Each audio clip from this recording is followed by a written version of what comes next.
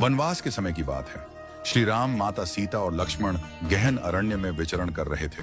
दोपहर का समय था, सूर्य अपने प्रचंड रूप में था और चारों ओर नीरवता फैली हुई थी।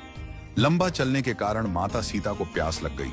श्री राम ने भी प्यास महसूस की और उन्होंने चारों ओर दृष्टि दौड़ाई, परंतु दूर दूर तक केवल वृक्ष, लताएं और पथरीली भूमि ही दिखाई दी। कहीं भी जल का कोई स्रोत दृष्टिगोचर नहीं हो रहा था। भगवान श्री राम ने नमन करते हुए प्रकृति से प्रार्थना की, हे प्रकृति मां, यदि कहीं पास में जल स्रोत हो तो कृपा करके हमें उस ओर मार्ग दिखाइए। इतने में एक सुंदर और शालीन मयूर वहां आ पहुंचा। उसकी आंखों में विनम्रता थी और मुख से प्रेम टपक रहा था। उसने नतमस्तक होकर श्री राम से कहा, प्रभु, यहां से कुछ दूर एक जलाशय है। यदि आप आज्ञा दें तो मैं मार्गदर्शक बनकर आपको वहां तक ले चलूं। श्री राम ने मुस्कुराकर कहा, प्रिय पक्षीराज, यह तो अत्यंत पुण्य का कार्य है, परंतु तुम इतने चिंतित क्यों हो? मयूर ने धीरे से उत्तर दिया, प्रभु, मैं उड़ता हुआ जाऊंगा और आप पृथ्वी पर चलेंगे। ऐसे में आपको रास्ता समझाने के लिए मुझे हर थोड़ी दूरी पर अपना एक एक पंख बिखेरना होगा। श्री राम ने गंभीर स्वर में पूछा, परंतु इसमें चिंता की क्या बात है? मयूर की आंखें भर आईं। वह बोला, प्रभु, यह सामान्य बात नहीं है। मोर केवल विशेष ऋतु में और प्राकृतिक प्रक्रिया से ही अपने पंख गिराते हैं। यदि मैं अपनी इच्छा से उन्हें त्यागता हूं तो यह मेरी जीवन शक्ति को क्षीण कर देगा।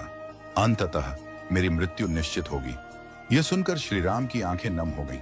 फिर भी जल के बिना माता सीता की पीड़ा देखकर उन्होंने मयूर की सहायता स्वीकार कर ली। मयूर उड़ता गया और एक एक कर अपने सुंदर पंख गिराता गया।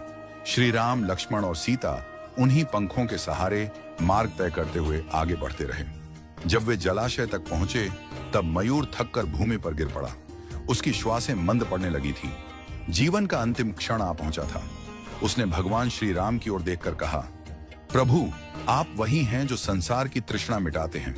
आज मुझे इस पुण्य का सौभाग्य मिला कि मैंने आपकी तृष्णा मिटाने में योगदान दिया। मेरा जीवन धन्य हो गया। अब कोई भी इच्छा शेष नहीं है।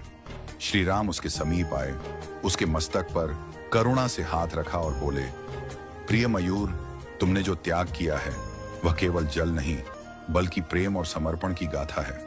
मैं वचन देता हूं कि अगले जन्म में जब मैं कृष्ण के रूप में अवतरित होऊंगा तब तुम्हारे इस उपकार को नहीं भूलूंगा। मैं तुम्हारे पंख को अपने सिर पर धारण करूंगा ताकि यह संसार सदा तुम्हारे त्याग को याद रखे।